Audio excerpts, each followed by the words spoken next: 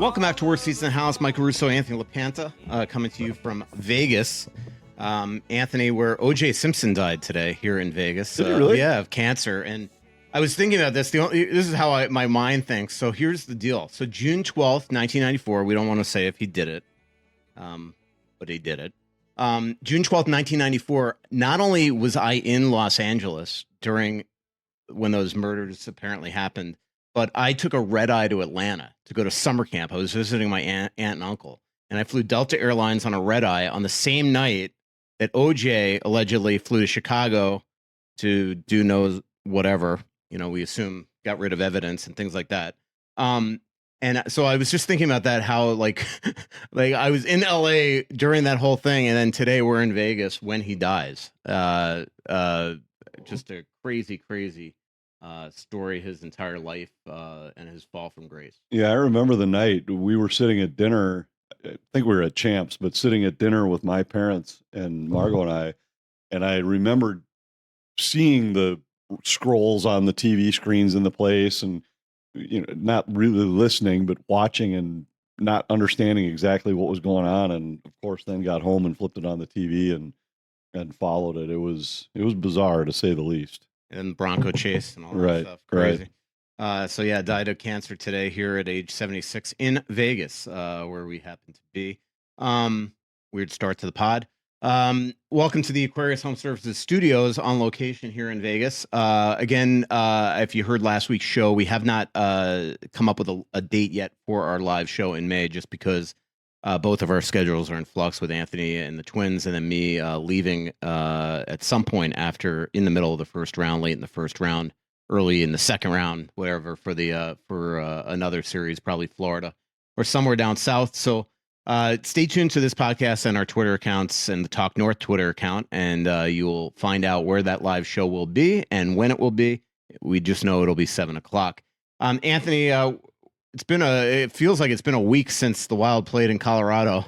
Thank goodness you weren't doing the game. Yeah. My God, Nathan MacKinnon. It's like I don't know if any defenseman could win.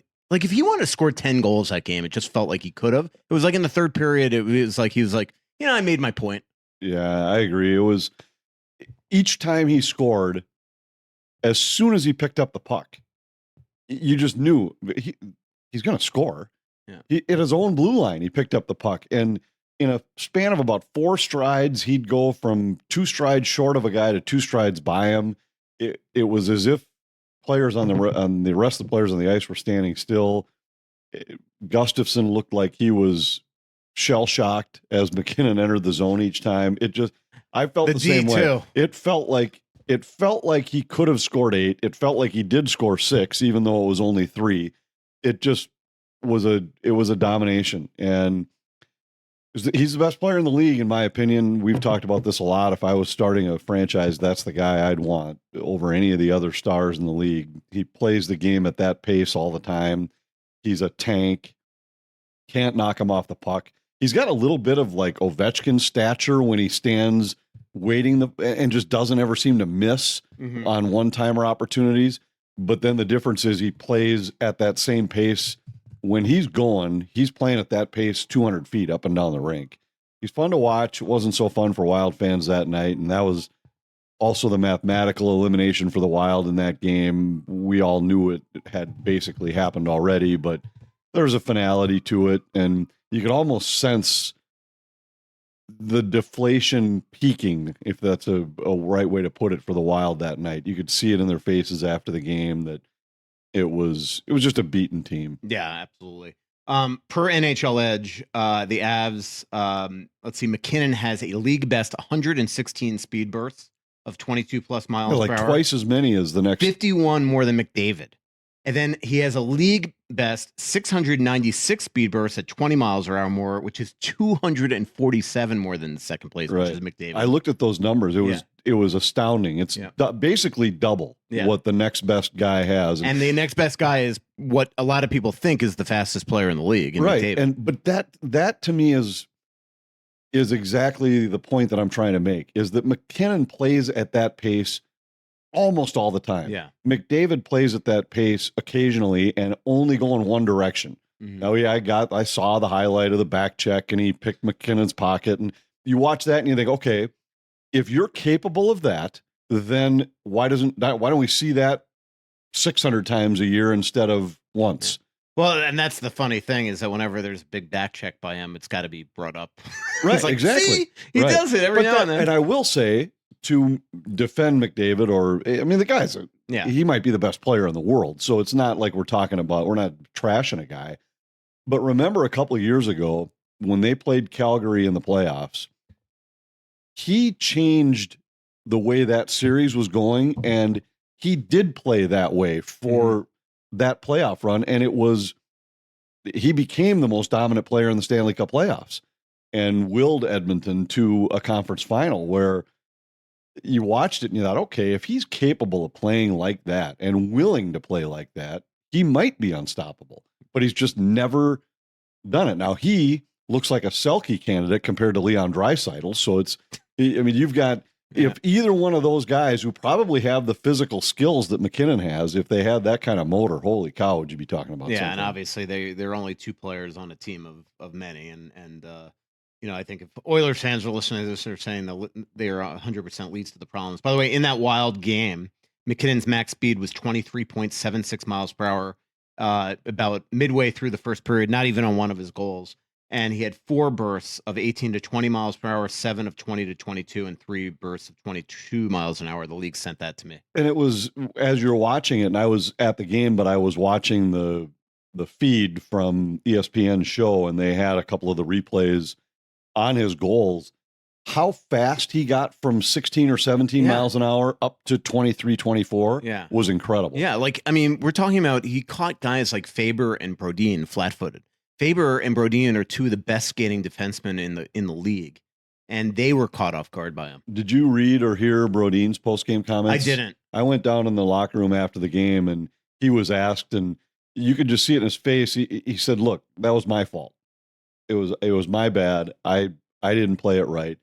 But you could also just tell that he was like, nobody beats me like he beat me on that play. Yeah. And we've highlighted it a lot on our broadcasts, how quickly he's closed on some of the elite players in the league. We did an extensive breakdown of it when the Wild played Edmonton last and showed 4 or 5 different plays where McDavid thought he had him and Brodin would recover. And he takes a ton of pride in those things. I've done a sit down with him where we've broken down some video. So, he takes it personally, but you could just see it in his face. I think he was even surprised at just how fast MacKinnon got on top of him. I think on the first goal, it's hard to blame him, right? He just got caught too deep in the offensive zone. And by that point, when your momentum's taking you forward and his momentum is coming out of the other zone, it was up to Bogosian to figure out a way to catch up. And that wasn't just going to happen. So, you could see this wasn't a typical Brodin beaten because of a bad gap or something. If this thing started in the neutral zone or by the defensive blue line, Brodin's probably fine. But because he sort of pinched up to the offensive left face-off circle, that's where it just got, he got caught flat-footed. It's just an incredible player, proving again that he's, I think, the best player in the league and will win the Hart Trophy this year. 2 days earlier than that, Anthony, was Jesper Wallstedt night in Chicago, youngest goalie in Wild history to record a shutout. And you and I have talked about the Wild's plans for some time to get him up here at the end of the year once they were pretty much mathematically eliminated. They play him in Chicago. I assume he's going to play in San Jose as well. I know that we discussed last week, you didn't think it was as important as I did, but I do think it was important for them to give him a game where just that Dallas game was not the only thing on his mind going into the offseason. I think it's great for him. Yeah. What I was saying is I didn't think the Wild needed it to evaluate whether or not he's ready to play in the NHL. I didn't think anything and a win over Chicago doesn't do it either. And nor will a win over San Jose. Right. But it was important for him, for sure. And he talked about that after the game, that it makes the offseason a lot easier when all of a sudden Ryan Carter made the point during our broadcast where he said, hey, if you're a player, stats matter, and you're aware of stats. And if you go into an offseason with a goals against of 7 instead of 3.5, that's a big difference. And now let's say he plays well in San Jose, and maybe you spend your summer looking at a save percentage of 90 and a goals against of 3 instead of .7 and a save percentage in the mid 70s. So it for sure will help him just be mentally stable. He's got some work to do in the offseason, and John Hines he's been quick to say that there's a whole bunch of guys who need to have a good offseason this year, and I think Wallstedt is right there in that category. I thought he got better as that game wore on. I thought he looked shaky early, lacked confidence early, I should say, not shaky. But as the game wore on, he wasn't really tested, but he sure looked more confident playing the puck, and he just looked like he had taken a deep breath and now, okay, I'm good enough to be here. We'll see how he does if he gets another start, which I assume I'm with you. I'm assuming that he will. I don't think they'll do this, by the way, but this is how I would end the season. All right. And I think you'll agree with me on this. I would go Fleury against Vegas, Wallstedt, Fleury against Seattle at home, and tell Gus, get ready for next season.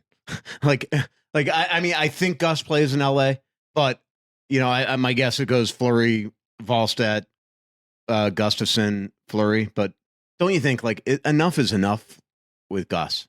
Like, he's got to get better. And at this point, it's like I'd rather see Wallstedt get evaluated against a good team like LA than have just throw Gustafsson in there because you feel you got to give him one more courtesy start. Like, he's just got to reset for next year, because we'll go over the numbers later. Their expected points this year is a team that should be in the top 3. Right. Well, they should be 4th in the Central. Right. But they should be they'd be a playoff team. Mm-hmm. And I saw the same stat. Sportlogique sent it out, and that's the company we use for our broadcasts, and they'd sent it to us before the Chicago game and sent an update then after Chicago, before Colorado. And the point of the stat was it took expected goals for and goals against for every game all season, and then what that would put your points percentage for your team, and then your actual.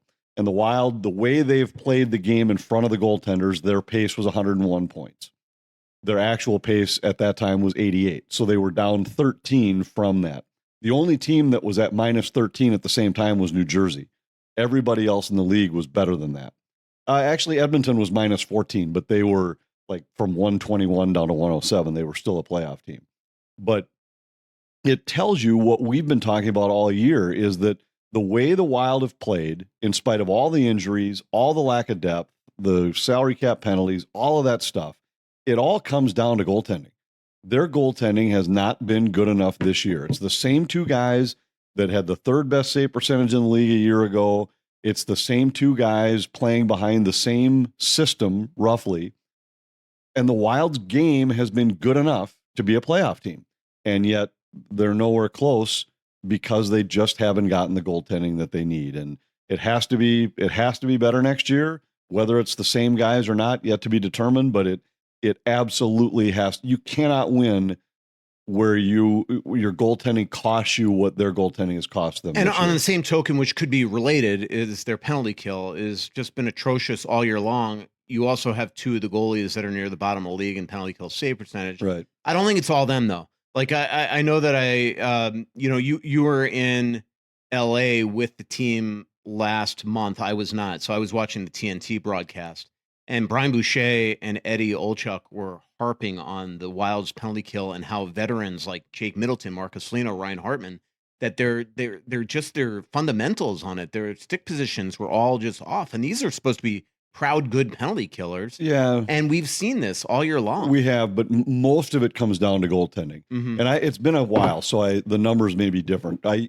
Earlier in the season, I had a number of times had gone a little deeper into the penalty kill numbers, and it's probably been a month. So the numbers I'm quoting are outdated. I'd have to update it again. But I had looked at shots on goal against per 2 minutes, high danger chances against, expected goals against, and the Wild were in the middle of the pack in all those categories. I actually have the updated numbers here, okay? So Fleury is allowed 5 more goals than expected based on his workload on defense. Gustafsson's numbers are actually surprisingly good shorthanded. The save percentage is middle of the pack, but like guys like even Hellebuck, last I looked, was near the bottom of the league. Fleury, I think, is last, by the way. But the Wild have the 8th worst expected goals against while shorthanded, 9.75 expected goals against per 60. Collectively, Minnesota has 850. I'm using all this in a in a piece that I'm writing in the next couple days. That's why I have it. Collectively, Minnesota has an .854 save percentage when shorthanded, which is 26th in the league. And they're right around Chicago, Anaheim, right? Ottawa. And that's kind of what I was getting at, is that for most of the season, the shots against, the chances against, and the expected goals against were middle of the pack. I'm not saying they were elite, but they were all in the 14 to 20 range. But the save percentage was in the bottom 5, and I think that affects killers, where they feel like how many times early did we see? Well, there's two things. We either saw goals in the first 10 seconds of a penalty kill because the Wild couldn't win a faceoff when shorthanded early in the season. And then a lot of other times where we'd see a kill that looked great, working their tails off. And then in the final few seconds of a penalty kill, the first chance they'd give up would find the back of the net. And I think it gets deflating for guys when you're working as hard as you have to work on a penalty kill. And then the first opportunity that you surrender, you just never get that one big save. And last year, they got some of those saves early in the season. They didn't get them in the playoffs. And I remember Dean Evison talking about it after the playoff loss, saying we went back and looked at all the penalty kill goals against, and it wasn't one flaw. It was, everyone was different. And a lot of them just came down to that. Yeah, we gave up a shot, but we never got the save that could keep us in it. And I think that's really where a lot of this comes from, is you needed a couple games, and the margin's so small, but if you get 3 or 4 games where you get that one big save, how many times last year did we talk about that, where it was the game was 1-1 or they were down 1 goal, but they got the big save that kept them within 1 and allowed them to then come back to catch a team, win a game, get a point, whatever it might have been. And this year, all year, it's just felt like they never got that big stop. Yeah.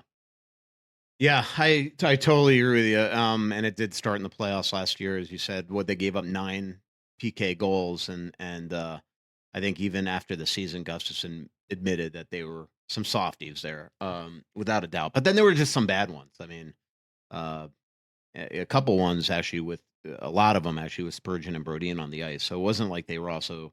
I know they lost Mason Shaw. I know Eric Sinek was out. Hartman, things like that. Eric Sinek. Anthony, I think one reason why the Wild have missed the playoffs, if you really look at it, is Eric Sinek, Zuccarello, and Rossi have really dried up dramatically here the last 2 months. Which, again, they were all having really good years, but they really dried up at the worst possible time. Eric Sinek has to get better in the faceoff circle, right? I mean, he does. Although we were talking about this the other night, he's gotten better every season of his career. Yeah, he's but one of. Can I just bring up one game for you? Yeah. So, like the last home game, Flower was in net. Remember, there was a time at the end of the second period where he was just doing everything possible not to get a freeze because he didn't want that one last defensive zone draw.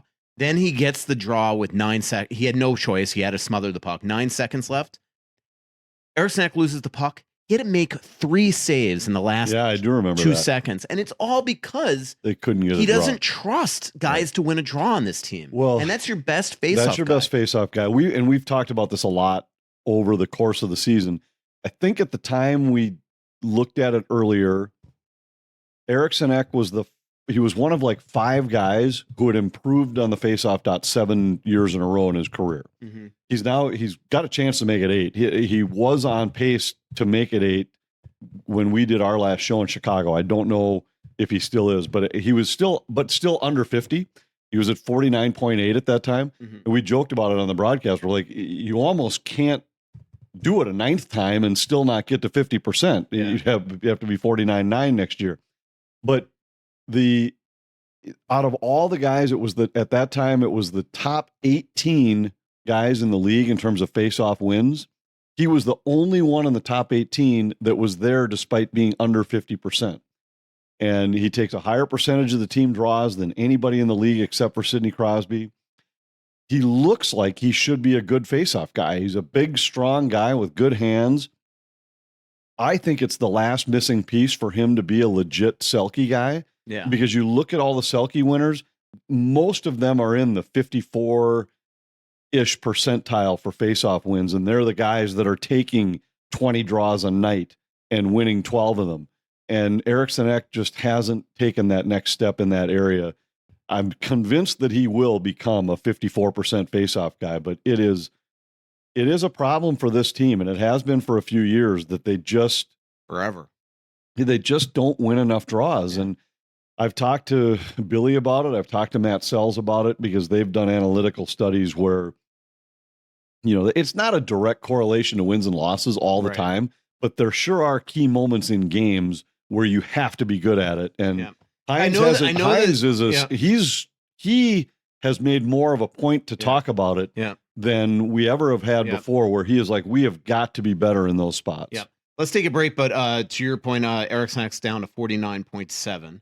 And Minnesota's 26th in the league at 47.3. Now, I know there have been years in the last couple where, hey, look, Colorado won the cup and they're 32nd. Right.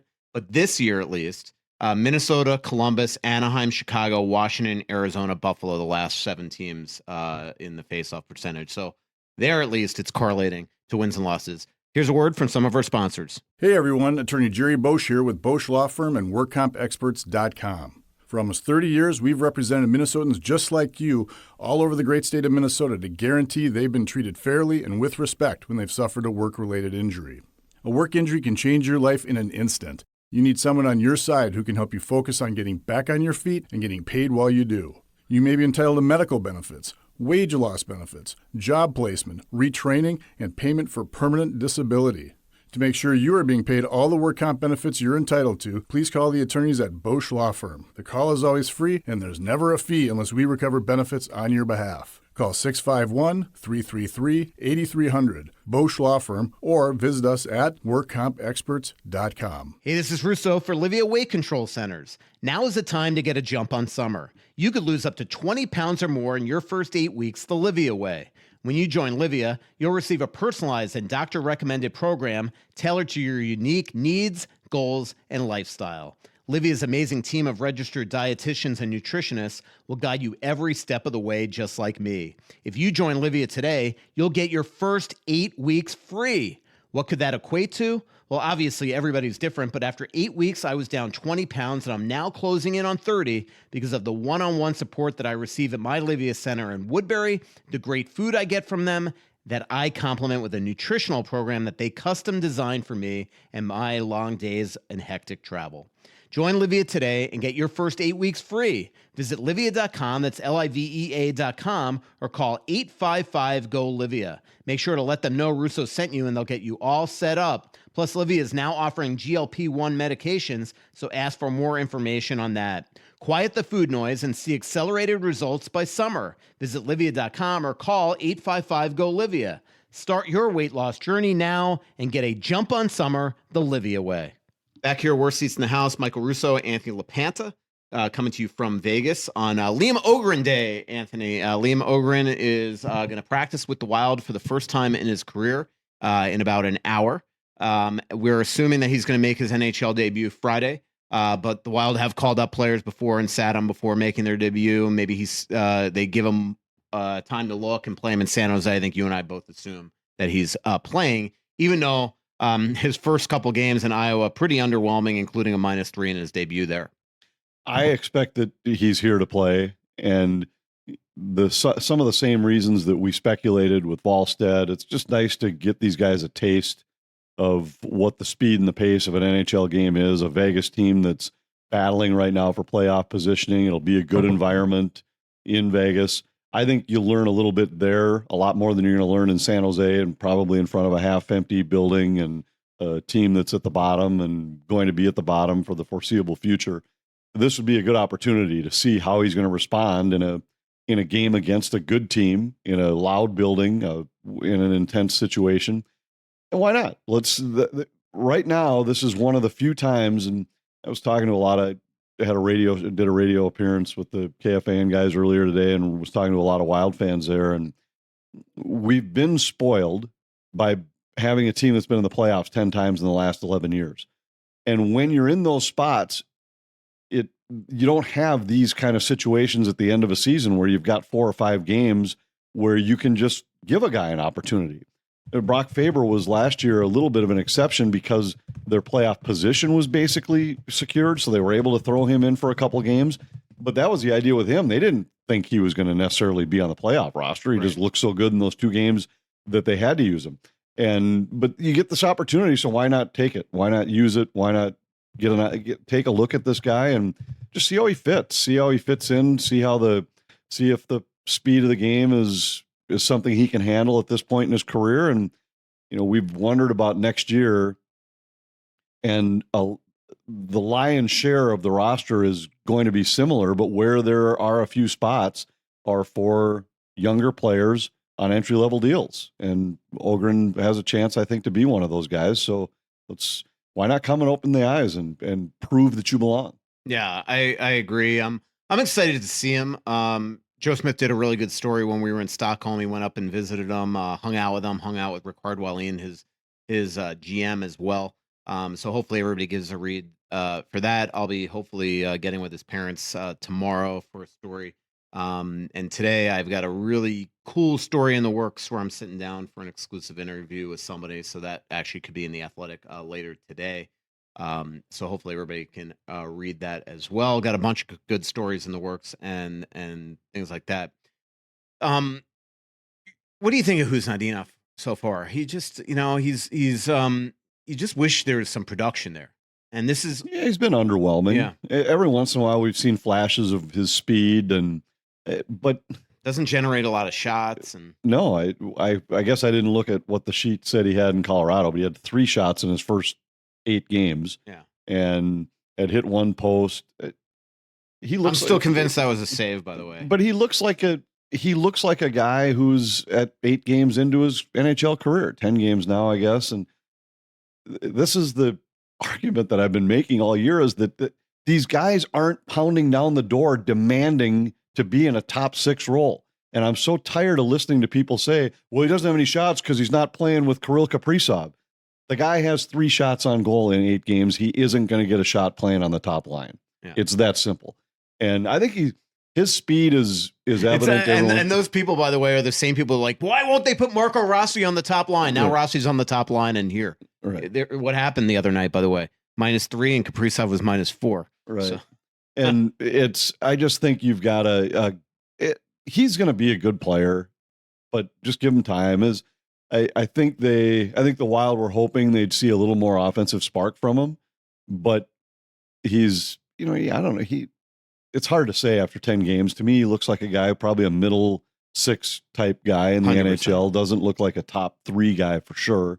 And which is fine. That's not a knock on him. He's a 2nd round draft pick. If you get a 2nd round pick that's a 2nd or 3rd line guy for his career, I think it's great. But it's another guy who's getting an opportunity to play in the NHL here down the stretch that will serve him well, serve the organization well into next season.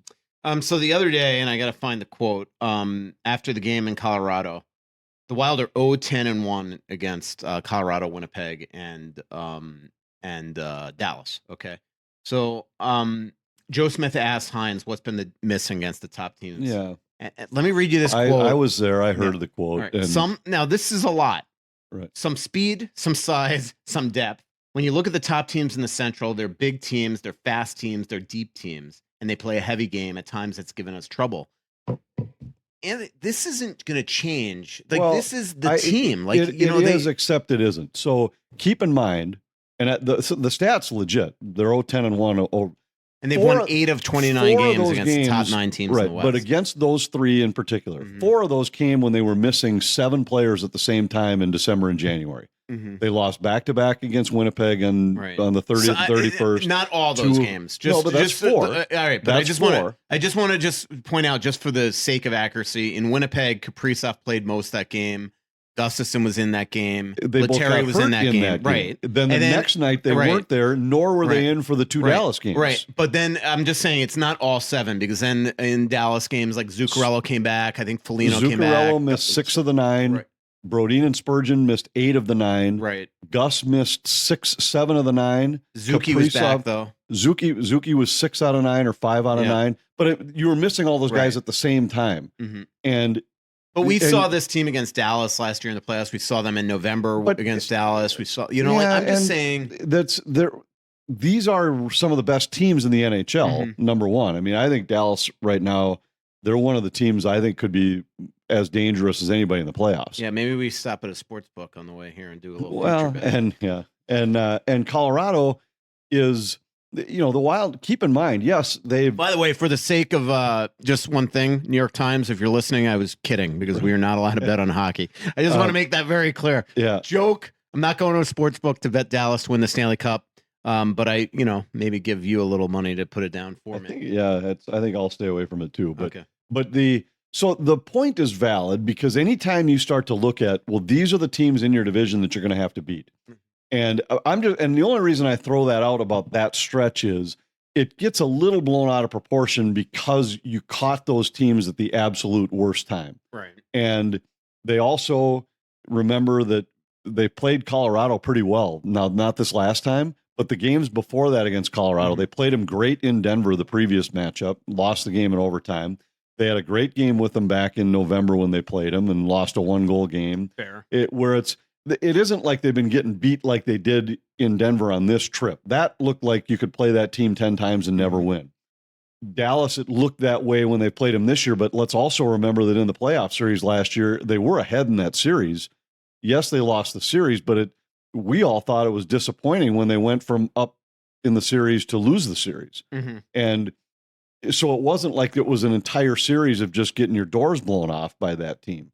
This year it was a tough matchup for them, and again, although game one they needed a lot of saves from Gus, but they did. Yeah. But Dallas also needed a lot of saves from Ottinger to win. I forget which game it was now, but it was either game 4 or 5, right? Where Minnesota was the better team and lost. Now Dallas was the better team, and Dallas is their roster right now is in a better spot than Minnesota's, no doubt. By the way, you know who's playing really well there? Ryan Suter. He is playing pretty well, because he's no longer in that top 4, really. Right. And so I think Heinz's point is valid, but I don't think he was saying that they were lacking all three of those things against all three teams. There have been some games where it was speed that was a problem. There have been some games where it was strength that was a problem. And because you remember some of the Winnipeg games, and Winnipeg's a different club right now with some of the moves they made at the deadline. They got a little older, they got a little stronger, a little heavier, I think because they were looking at how are we going to beat Colorado and Dallas. Boy, Dallas's lineup, to your point, holy crap. Look at this. Listen to this lineup going into the Cup. And now that Ottinger is playing well, you have J-Rob, Rupe Hintz, and Pavelski in your top line, Mason Marchment, Matt Duchene, and Tyler Seguin on your second line, Jamie Benn, Wyatt Johnston, and Logan Stankoven on your third line, and then you have Foxa, Sam Steele, and Craig Smith on your fourth line. That's as good a fourth line. Then you got a defense pairings like this. Harley, Heiskanen, Lindell, Tanev, Suter, Lundqvist.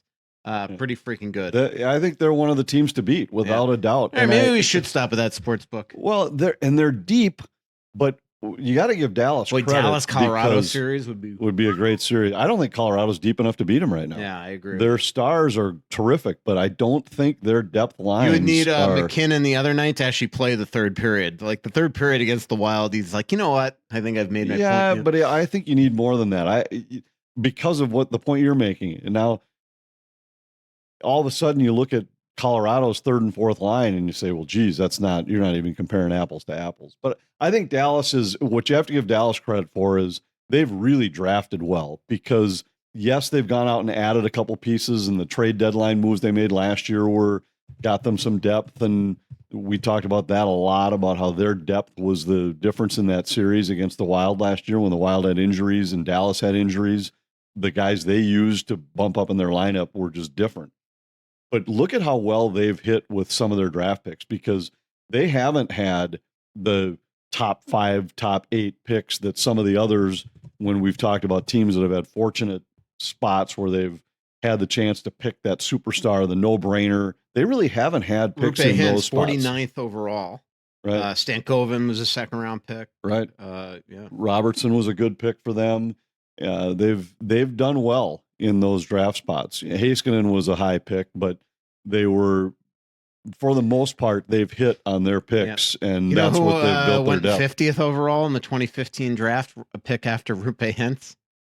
No. Jordan Greenway.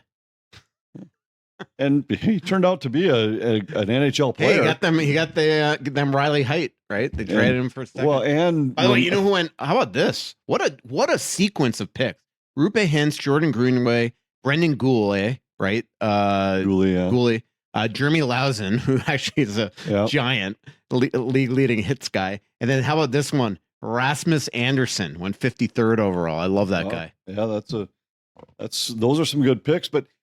Wow, Jakob Trenin, what a second round. Vince Dunn. When you look at drafts, if you get guys in the second round that become middle of the lineup players, third liners even, that's a good second round pick. Yeah. If you get a pick in the top 10, you have to hit with a top 6 type forward. Mm-hmm. Well, let's leave defenseman out of it. Just say when it's a forward. You got to hit with a guy who's going to be in probably your top 3, but for sure your top 6. You get a pick between 10 and 25. Now, if you get a second line guy there, it's for the most part considered a good pick. And if you get in the second round somebody that is even just a regular in your middle 6 in your lineup, I think that's a good second round pick. And Jordan Greenway was that. Think about how good he was the year of the grief line for Minnesota, which was their identity line that was such a big reason why that team came from behind so many times. How many times do we start a period and see Eriksson, Greenway, Foligno go out and change the momentum of a game? Think of how valuable Greenway was at that time. And I don't know if he'll ever get back to being the kind of impact player he was that year, but if that's the kind of player that you got, that was a good pick. Yeah, Wild have actually had a lot of good second round picks the last couple of years. We'll see if they get value for it since Judd Brackett became here. Some of their second round picks right now are like Kumpalainen, Riley Height, Hunter Haight, Lorenz, the kid from UD, Huzandinov, Jack Parrott, Ryan O'Rourke. So we'll see. So where do you think they put Ohgren? I mean, we're going to find out here in about 30 minutes, 40 minutes. Yeah, I don't even have a guess. We'll have to see, there's some guys banged up. Maybe they shut some guys down like Zuki and those guys. The simplest thing is, obviously take out one of those bottom guys, right? Lucchini or Terry or Beckman or Shaw or somebody like that. But, at some point, God almighty, man, enough of Johansson and Gaudreau. These guys have literally done nothing this season. Nothing. Well, I disagree. Johansson's been the same player he's always been. All right. He's almost right about in the same spot. But he's going to be comparatively to what we saw him playing with Boldy. He has been such a disappointment. It's not even funny. This is what he is. Right. He's going to be a 35-point guy. Ugh. This year he's at 30 or 29 or something like that. So he's off by 5 points. But that's what he has always been. Look at every year of his career. His best years have been 45. His worst years have been 30. I mean, this is what the guy is. And I don't think it was fair to expect that he was going to match what he did for the last month, last season. The other thing is, we've talked about his contract. That's what a $2 million a year guy is. Mm-hmm. Look around the league. The guys that score 35 points get $2 million and play. The difference is, all right, what's Gaudreau's excuse? What? That's different. But I think the problem with Johansson is that he's had to play in an elevated role because of what's around him right now. If you were talking about a third line left wing that was scoring 34 points and making $2 million, you'd say that's a good third liner. Do you think Gaudreau just comes down to that he has been banged up? Yeah, I think he's banged up, and I just think he lost all confidence early in the season. And I think he put some pressure on himself because he had signed this contract. And I think, that's not – people lose sight sometimes that these guys are humans and they have pride. Freddie Gaudreau had his best season. He signs the extension. He came into camp, I think, with some self-imposed pressure, like I've got to prove that last year wasn't a fluke and that I'm worth this deal. And then as soon as things start to go haywire and you're not scoring, that just snowballs. And then I think you're talking about a guy who had evolved into the role that he played, at least due in large part to how much respect he had from his head coach. His head coach gets fired. He takes so much of that as his own fault. Like, I was a part of the reason why I couldn't match what I had done, and I get a guy who I really liked, who believed in me, who gave me opportunities, and I get him fired. And you don't know how that affects a guy. Mm-hmm. And look, he's a pro athlete. He's got to figure it out. But I think he just lost so much confidence at that point. He has been fighting injuries all year. Hines made that point in Denver, I think. Yep. It was either Denver or Chicago, one of the spots. He said, yeah, he's been fighting stuff all year. So we'll see. As you know, we always, all of a sudden, when the season ends, you start to hear like, okay, this guy's had this, this guy's had this. And he's been healthy enough to play, hasn't done enough. They need more from him. He's going to be in your lineup for the next couple of years as hopefully maybe in a smaller role because his production level has waned. But I think so much of it for him is just mentally, just needs an off season and a reset. We have a bunch of Twitter questions, and I want to talk to you about Arizona after the break. But last topic on the Wild on this front.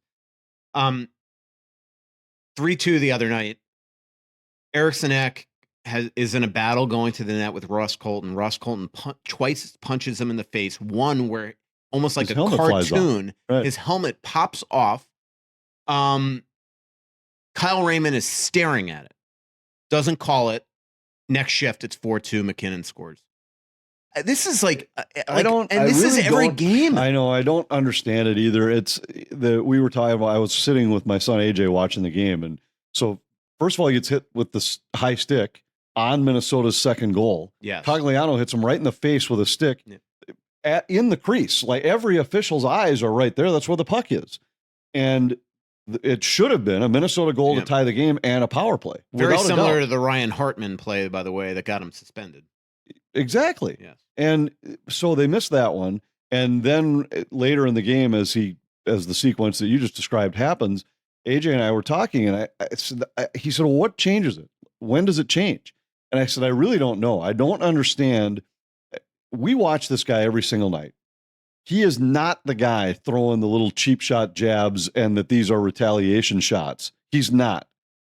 Every once in a while, for sure, he's giving shoves back as well. But the number of times where it's just his presence in the crease that gets somebody to pop him in the face and that he never gets a call for that is absurd. And so as we were talking, what has to happen? Does he have to turn around and just freaking cock somebody and knock them on their ass and take a penalty himself to finally have officials say, well, geez, what set him off? Let's go back. And I don't know. I really don't. So. I just think these guys they're not missed calls. They're chosen ignored calls. Right. Or the league has, right. But so then what has to change to get it? The only thing I will say, and this is not an excuse because I watch every single game, every single night, and there are so many missed calls. The other night, Trocheck gets freaking steamrolled from behind. Kelly Sutherland just watches it. These are great refs. They just choose not to call. Right. How about the play? Did you watch the Rangers as just a quick side note to that? So did you see the sequence though of where Zibanejad got hurt? Yeah. And the lack of awareness of what was going on, they felt like Zibanejad had slew-footed a guy earlier in the game. Mm-hmm. So this guy, he's skating through the neutral zone. Pelech puts it with his elbow out. Yeah. And they say, oh, he wasn't even looking at Zibanejad. He knew exactly what he was trying to do. He tried to clip Zibanejad as he walked by. And there's a part of me that's like, how as an official are you? I was actually more shocked that Zibanejad had no awareness that he was there because he looks right at him when he's going. But he was looking for the puck, I think. But you're also not the ice. You're not expecting a guy to throw his elbow in your chin as you skate by. Yeah.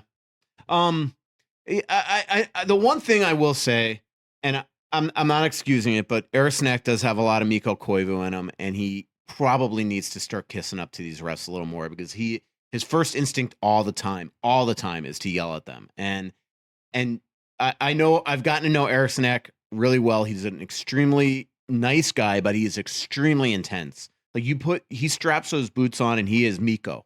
And Mikko had that in him where these refs didn't like him and didn't give him calls. And I think Eriksson Ek got to do that. Yeah, he might. And so that would answer my question. As we were talking, it was, well, what changes it? What gets you to the point where you start to get some of those calls?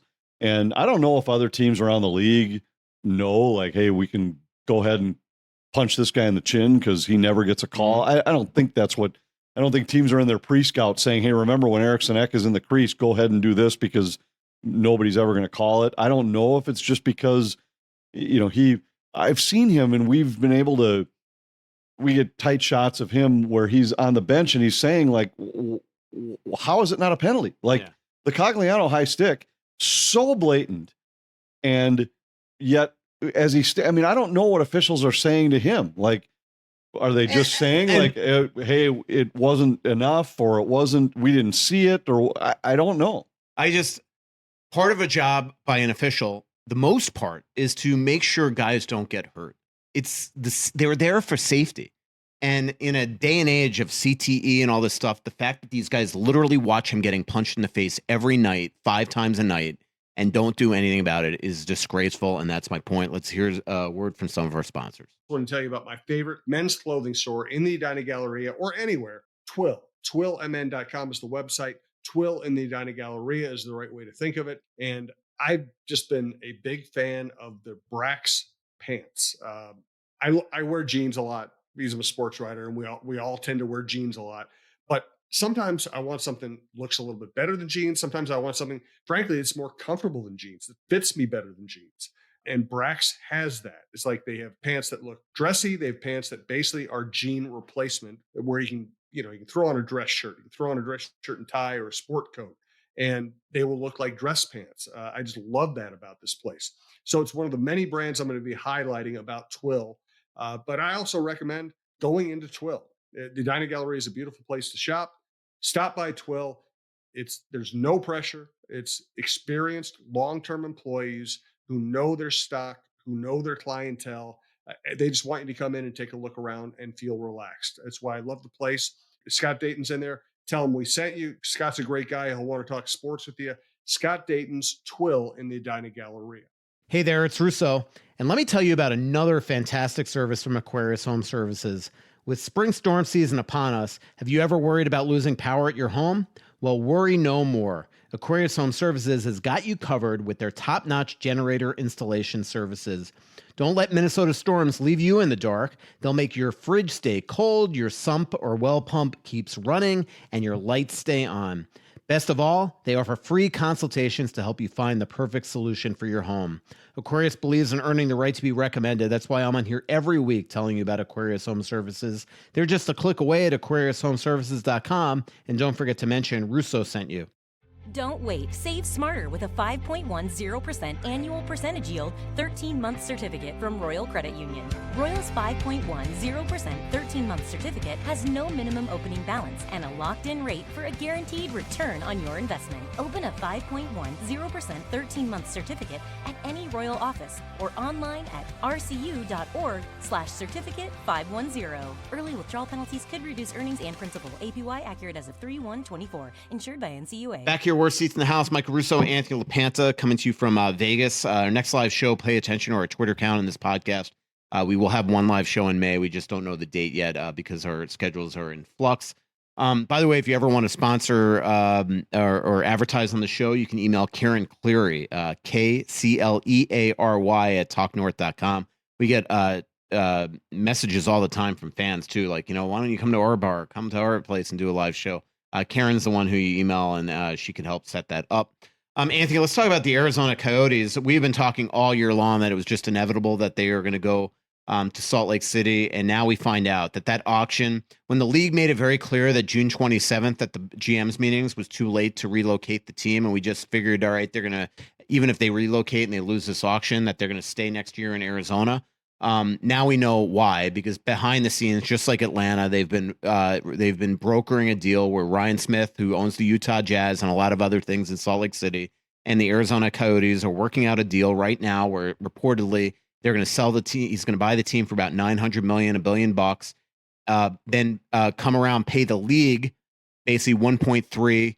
The owners will split sort of a relocation fee of $300,000. The rest will go to Morello. But the deal is, and this is what I've been saying constantly for a year on this pod, in the next expansion, if Arizona moves to Salt Lake City, that Arizona and Atlanta will be the two expansion cities. And that appears to be exactly what's about to happen, that the league is working out a deal with Morello, which is shocking because I think they would love to get rid of him as an owner, but working out a deal that a promise that if they win that land auction, that in 5 years that all these steps could happen where he becomes the expansion franchise. Yeah, and it's without knowing any of the behind the scenes stuff, when we talked about it, it was, well, it's the only thing that makes sense. Yes.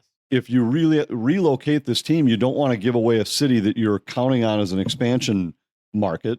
It's $1 billion that these owners are going to split. And now they split 300 million of it so that they don't give that away. And you tell Arizona, like, hey, once you get your deal done, then we'll come back with an expansion team. Now, I did read a little bit about the land auction. There's more to it than that. They not only have to win the auction, then they have to get approval to get, there's a water issue and all this stuff that to make it a feasible option for the arena itself. But get the arena done, and then we'll come back with an expansion team. There's no way they could allow it to go on for 4 years playing at Mullet Arena. There's absolutely no way that you can let NHL teams play in that kind of an environment and with those kind of facilities and all that. So this makes sense. I don't know exactly what the deal is in Salt Lake with their facility or anything. It sounds like there's some major renovations that have to be made to make that a viable option.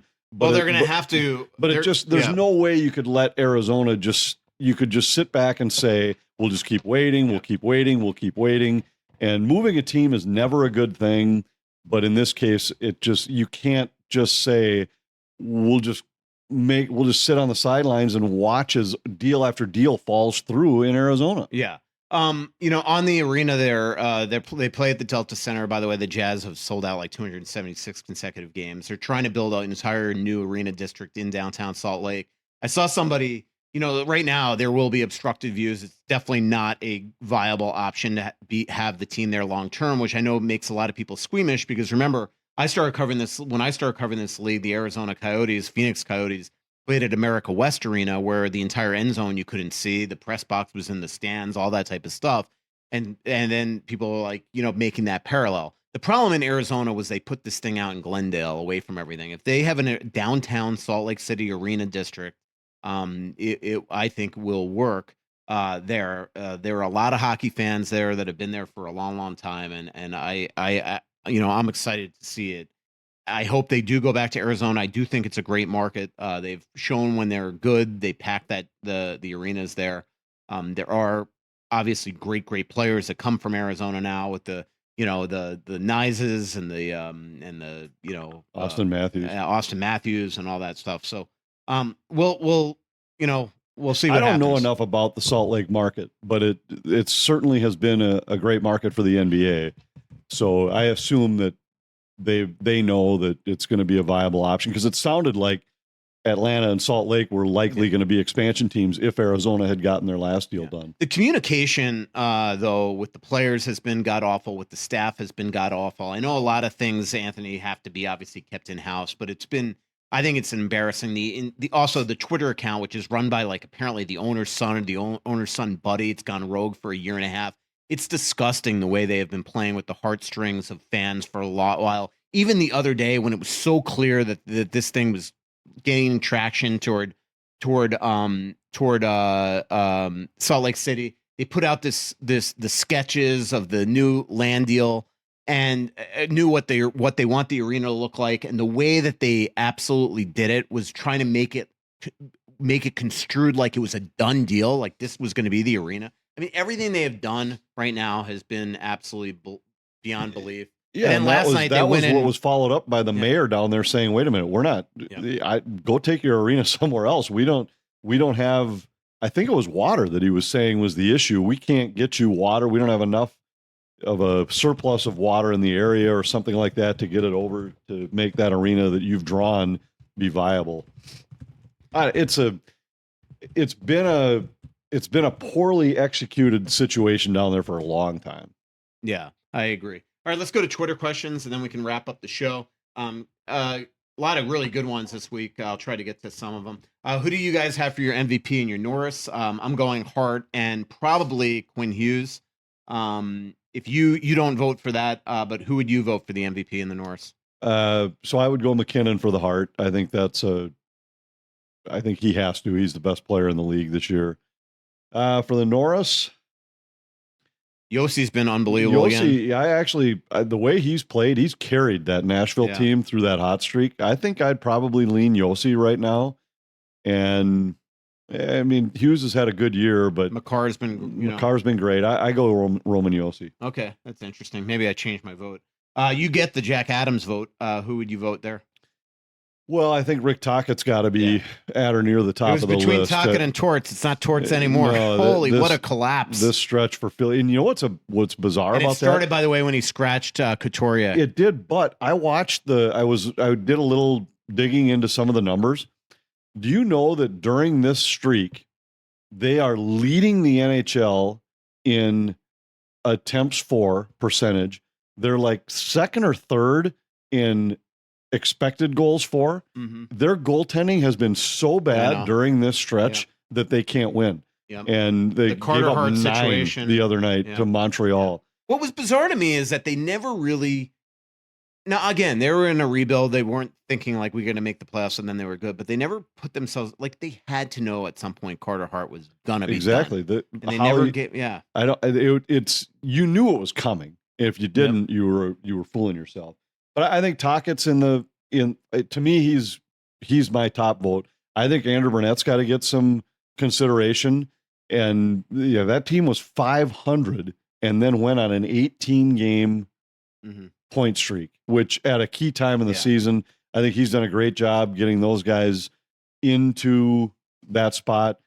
I think a couple of the coaching changes, Knobloch and Edmonton's got to get some consideration. He had those guys on that unbelievable win streak, and we'll see what happens for them in the postseason. But what he's done so far has been really good. And all votes have to be in by the end of the regular season, so playoffs do not count. And again, if you don't know, PHWA, members of the Professional Hockey Writers Association, we vote for the Hart, the Norris, the Selke, the Calder, the Lady Byng, the Masterton, the 2 first and second team All-Stars and the all-rookie teams. Broadcasters get the votes for the Jack Adams, which is Coach of the Year. GMs vote for the Vezina, which is such a ridiculous conflict of interest. It's not even funny. And then there you go. All right. And then the players vote for the Ted Lindsay. All right. Ann McGinnis asks, do you think the absence of Matt Dumba in the organization contributed to the rough start, middle, and end of the season? No. Tammy goes, what do injured players do besides rehab? Like Spurgeon, do they go on the road trips? Do they go to home games, or do they have to? Do they watch practice? They don't watch practice. They're usually getting treatment during practices and home games. They do come to the home games. Don't go on the road at all unless they're getting close to returning. With a few exceptions. There are times where you'll see guys come on trips if there's some kind of team event going on, if there's a team bonding or something like that. I know there were last year a couple of guys came with the team to Calgary when they were going to stay at a resort. So there are exceptions. There are times where it's to actually get medical help or treatments or evaluation somewhere in another city. Sometimes it is getting close. Sometimes it's also just depending on if there's ice available at home, where it's, hey, we need this guy to be skating, and at home the arenas are tied up or this or that, so we're going to bring them on the road so that they can continue their rehab. There are a variety of reasons, but at home, those guys are almost always at the game unless there's something going on with a family. Final 3 or 4 questions, as they just moved up practice, and I don't want to be late because I want to see where Ohgren is. Trent goes, if Arizona does move to Salt Lake City, do the players get under contract, get help with relocation? Absolutely. Who are you picking for the men's Frozen Four, Anthony? Mike, I'm going BC. Who do you have?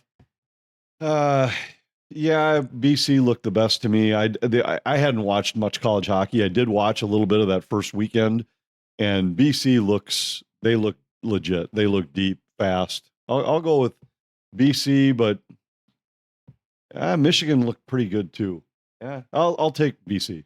Brett asked me, how am I maintaining my Delta Diamond status with Joe taking all these trips? It's tough. Luckily, I get a bunch of national trips. I haven't done it yet because I'm trying to see how many points I get this year, but I had 300,000 rollover miles, and apparently I could apply that for 3 years of Diamond. So I haven't done it yet because I want to see if I'll get there on my own before pulling that lever.